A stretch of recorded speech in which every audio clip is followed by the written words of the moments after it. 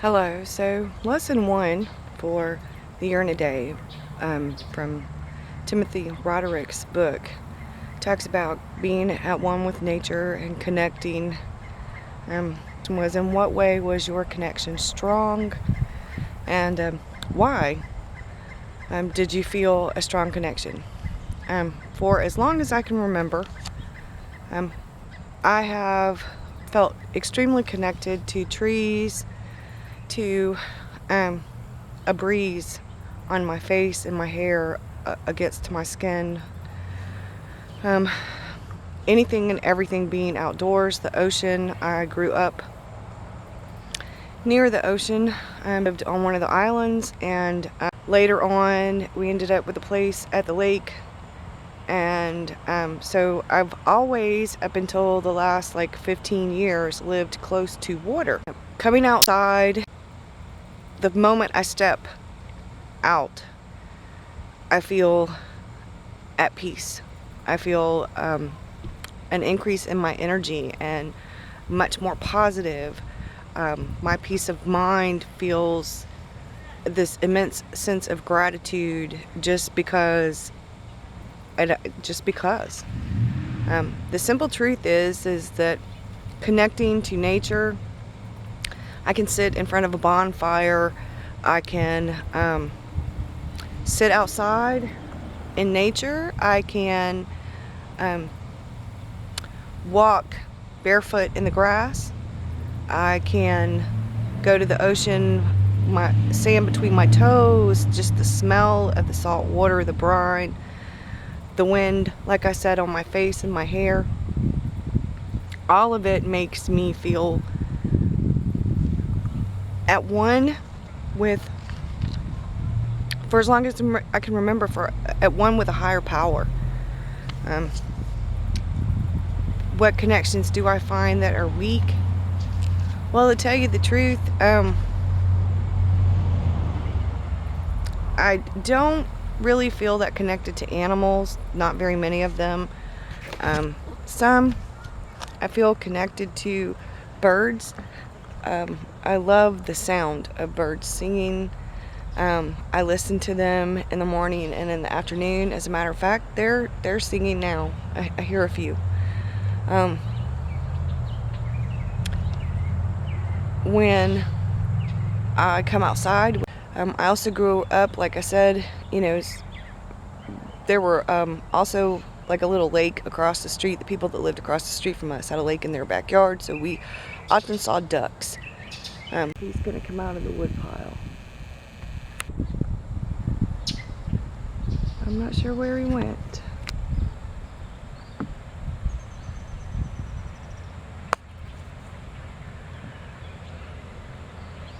I don't know where he went.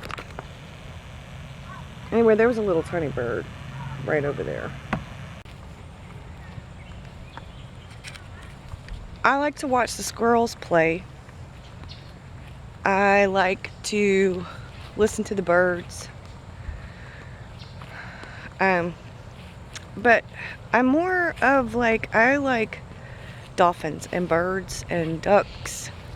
I don't, I guess, unicorns, wolves, birds.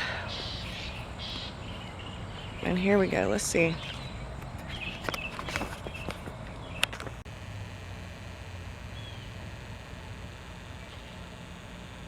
There we go.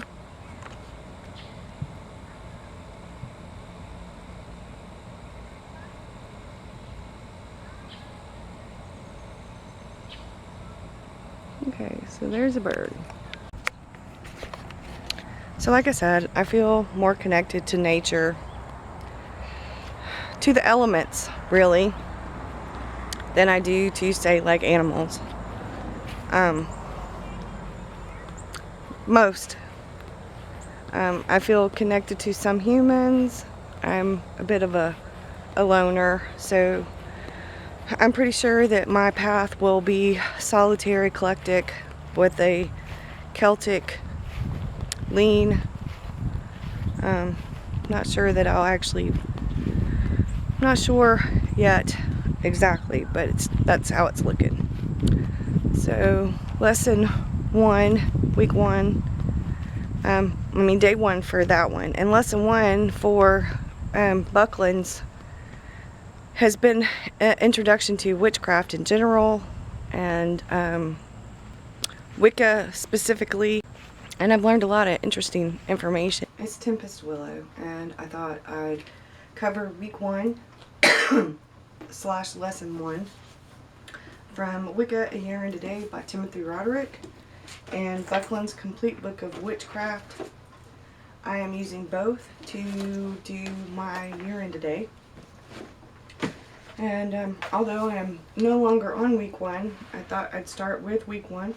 Okay, so day 2, he talks about upsetting words, like witchy words, or ritual, pagan, witchcraft, magics, spell, power, occult, earth religion. And he talks about what is your comfort level with those words. Do you understand each word? How do you understand each word? How do you imagine that each word impacts other people who are not involved with Wicca? That's where he covers all this stuff, and then he goes over day 3, and that's where you talk about the questions. And what I found when I went over the words on day 2, some of the words that kept coming up were curiosity, interest, fear, confusion, anxiety. Positive word felt sadness over like the word pagan, because after doing some research, I am just appalled at what happened to paganism in order for Christianity to become a predominant religion. I have questions. I felt, that's where the confusion came in. Some of the anxiety came in with words like ritual, because I'm not quite sure. Had never really performed any rituals, so I didn't really know what they were, or like whether I could do them. Not knowing enough information. And I think when it comes to certain words like the word occult or the word magic or spell, those are words that I guess brought more anxiety to me, when inherent beliefs that come from being raised Baptist in the South, words like occult and witchcraft and spell, ritual, pagan, those are words that are intoned with a lot of things that are negative. I have done enough research during my lifetime in high school and college and now to know that people have put definitions on those words that are not true, that they've labeled them with a generalization that they wanted. And I think whenever you start talking about things like witchcraft or Wicca or paganism, people still misunderstand what those words mean. They really just don't know. And I think some people fear what they don't know, and have not performed a spell. I did the ritual to get rid of my inherent beliefs, and the word that I wrote on my candle was fear. Because like most people, have had a little bit of anxiety about fear of the unknown. Could I perform a ritual, a spell, without having anything, go wrong, without messing things up? And I think there also was this bit of fear about maybe what other people would think. My life path, though, is my life path. I have to take the spiritual journey that feels right to me, and I have chosen to do that as a 48-year-old. My kids are grown. I have a grandson, and my husband is pretty open-minded and loves me, and as long as I'm not hurting myself or anybody else, he really doesn't mind. Very lucky in that. Day 4 was questioning your path. While you're exploring the Wiccan path, any of your past practices lead you to investigate Wicca? What were your previous spiritual paths? What are your fears in engaging in this path? And how we handle friends. Well, some of that I just talked about, but I grew up in a Christian home. I went to Baptist churches. I grew up in the church. I was part of the youth group. I was very into the church, and as I grew older, I became what I consider to be non-denominational. And then after college, taking world religion classes, world history classes, world literature classes, I realized I could not, in good faith, participate in any organized religion. I could not. That was not where my heart and my mind were at. So I left the church altogether. I think, and anything that is related remotely to witchcraft, I think it's such a negative connotation for some people that they really can't get past and open their mind to realize that paganism was around long before Christianity, have been committed in the name of Christianity in order to pursue certain goals with Christianity, in order to, and I'm not even going to get into that. I'm just going to stop right there. But anyway, I think that the path for me is more about the conflicts or the problems, the ability to pursue this path is, right now it's more about having enough of the tools. I have some altar things, and a lot of these things I either already had or they came from the thrift store. One or two things I did order. I did order an athame. It is pewter, and it has it's Celtic in origin. Did order a wand. It is amethyst. On each end, it is made from driftwood, and I feel very connected to it. Very. The moment I saw it, I knew. I got this, which looks to me a lot like Poseidon. I'm not sure, but it looks like it has a bunch of gods and goddesses, and it was handmade. I purchased it from the thrift store. This is actually a burner bowl. It has a little lid. You put oil in it and you burn the oil. And so I am using this as my cauldron for now. I got it for like $3 at a thrift store. I have my ruins in there, and I did order those. Those are amethyst. All of the things in my bowl over here I had, except for this one crystal, which I did order. And but the seashells and the rose petals and the rocks, the stones, all of those things, I took one of my gigantic seashells and the thrift store for like $2 or $3. And since the goddess, it's through, maiden to crone, this is mother and child. And the broom I bought it last Christmas, and it does smell like cinnamon. My Book of Shadows I did purchase when, like I said in the other video, when we were on vacation in Tennessee, from a place called the Celtic Cottage in Pigeon Forge, and the Green Man little jewelry box.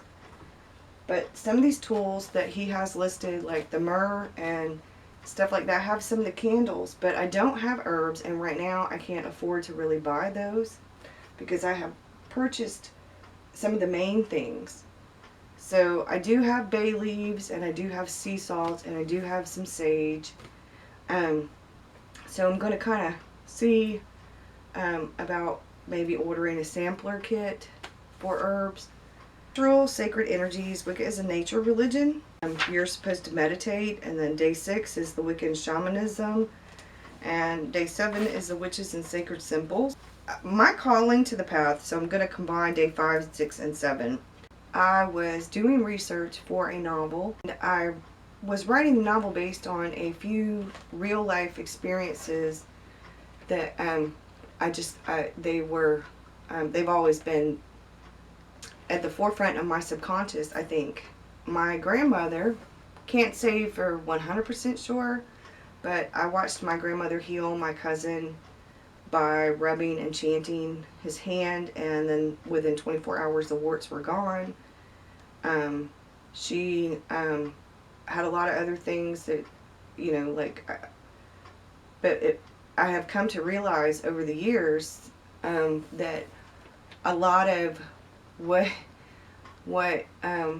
she wouldn't talk about is very reminiscent of some of the stuff for Wicca that I have researched so far and what I have read about so far. So I'm pretty sure my grandmother was maybe not Wiccan, but definitely pagan or a witch. My aunt who I talked to, she said yes, but that she would definitely not have come out of the broom closet. Her reply to a lot of those things were some things are better left a secret. I'm raised in the South, that I can understand why, and from her time period, that most definitely. My camera, the battery's died. So let's go back to, I guess, one has been a lot about the history of Wicca and paganism. My spiritual path is, why I chose my spiritual path, what led me to this point. I don't know if I haven't really talked about it very much. So when I was a little kid, I was probably anywhere from 5 to maybe 8 years old. My grandparents lived in downtown Charleston in South Carolina in a townhouse. It was a very, very old townhouse, and it was haunted. I used to play a lot in what was the attic, and the attic was no longer like really an attic, but I would have like tea parties and stuff like that, read up there. Well, my grandmother heard me one day, and I was talking to somebody. She thought I was either talking to myself or that maybe somebody was up there with me, so she came and checked on me. She didn't see anybody. There wasn't anybody up there with me, but she asked me who I was talking to, and I told her I was having a tea party. She didn't see them. I said, they're here, and I told her who they were. I don't remember their names now. Spirits that haunted the house.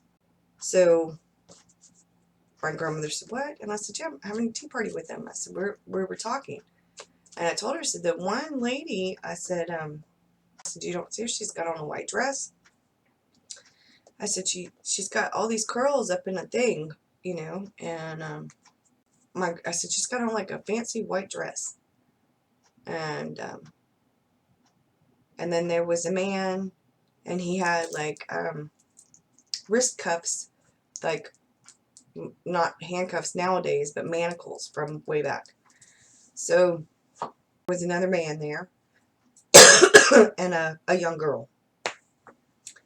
And so I'm having the tea party with them, and we're talking, and I tell my grandmother. My grandmother gets upset with me, and she makes me go downstairs. She tells me that when I go downstairs, she puts away my tea stuff, and she tells me that, I can't play with them, that they are ghosts, and that they are, that it's not a good thing for me to have tea parties with them and have conversations and talk to them, play with them. I think she was really worried that my mother would have like a conniption fit over it.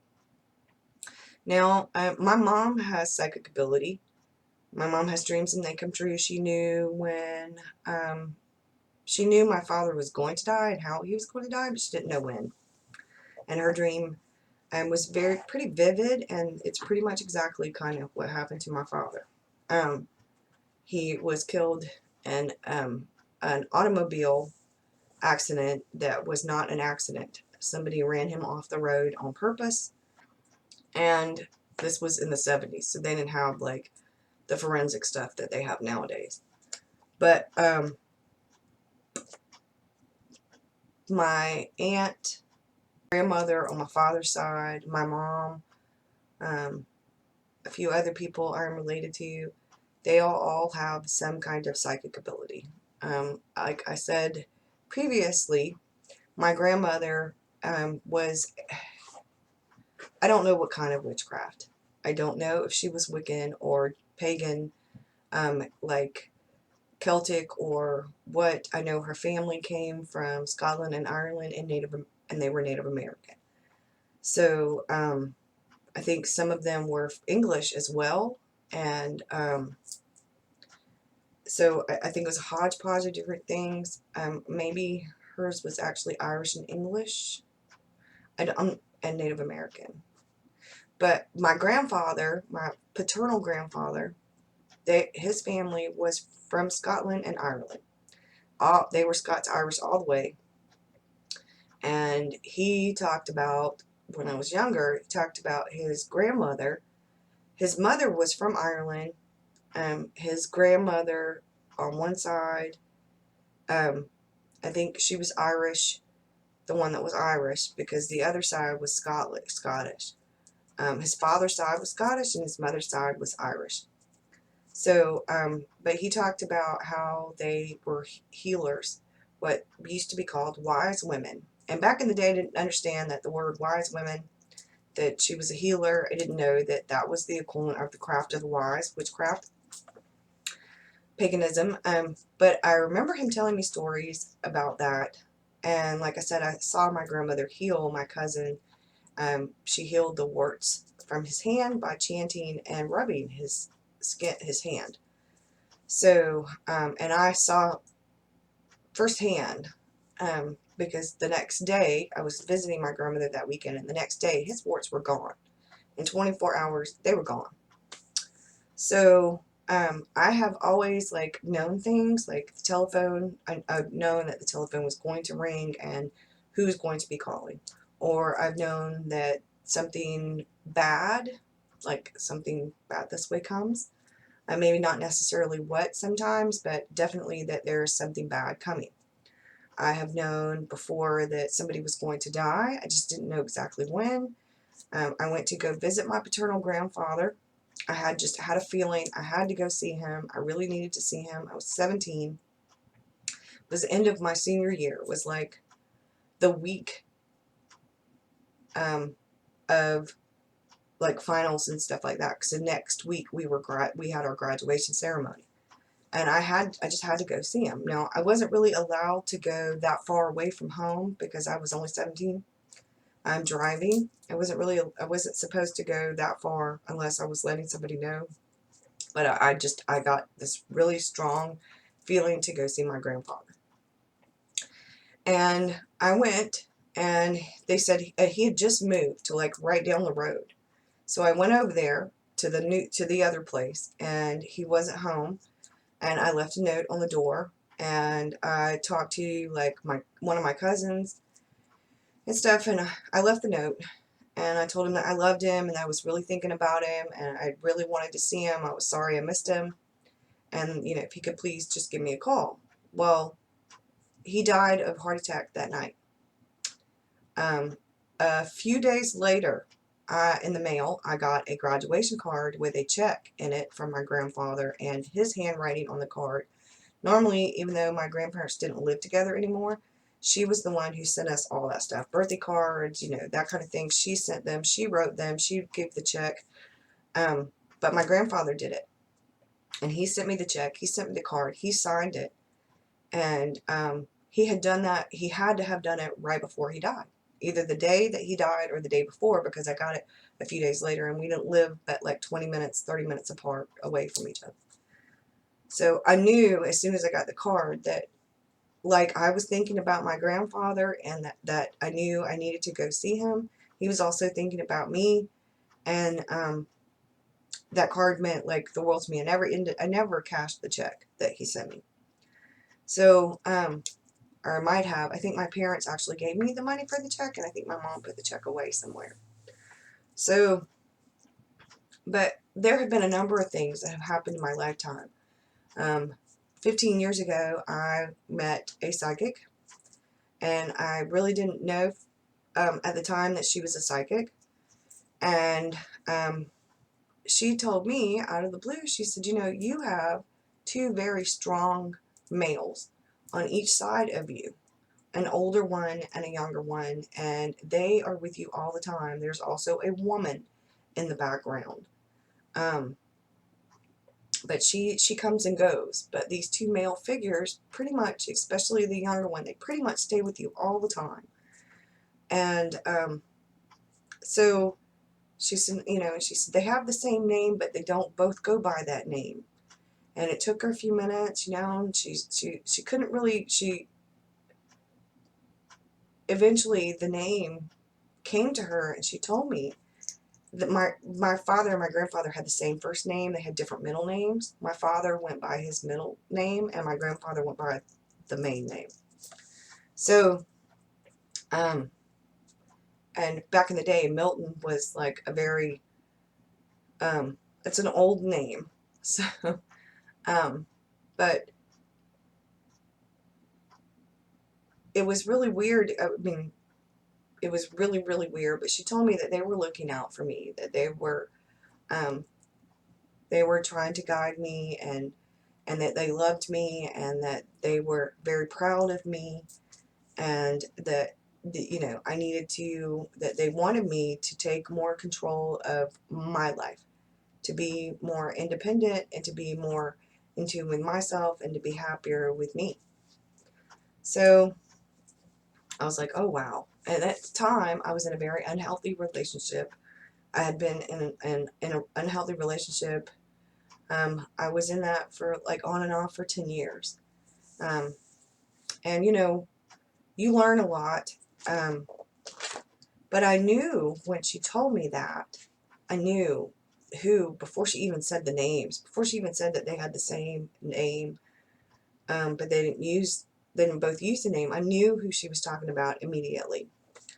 I have seen my father, I have seen my grandfather, and when I say I see them, I don't see them like you see a person who's standing right in front of you in real life, like live in the flesh. You see, it's sort of like a photographic image, like a black and white that's kind of shadowy, and so you can see, but it's almost like I don't know how to exactly to explain it. It's almost like a mirage, but not. Um, you know, when you think of a mirage, you think of it, it's kind of there, but it's not there, and that's what I mean. But so all my life, I felt those things, and it's been just there, and I never really thought about it. I have been that way since I was a little kid. I've known things, and I've read up on natural witches, and I would probably say that I've always been attuned to it, but been afraid because of upbringing and family and stuff like that about walking that path. And you get to a point when you get older, especially when you stop really caring about what other people think, and you have to do what's right for you. And my path, my spiritual path, is now about what is right for me. And as much as there will be people in my life who will disagree, I am gonna cast duality because I think it's mine and it's private, and don't necessarily believe that it's anyone else's business. I'm not ashamed of it either. I'm not really comfortable until I learn enough, and until I finish this, though, proclaiming my spiritual path necessarily to a lot of people, because I'm learning, and I drawn to the Celtic path, or a nature witch, or know that Wicca itself is going to be my path, so much as probably more like eclectic. But we shall see, because I am learning it through this, because it is definitely a good program. And like I said before, I am doing both. I'm doing Buckland's Complete Book of Witchcraft and Timothy Roderick's Wicca, A Year and a Day. So I am doing both, and that's a wrap up for week 1.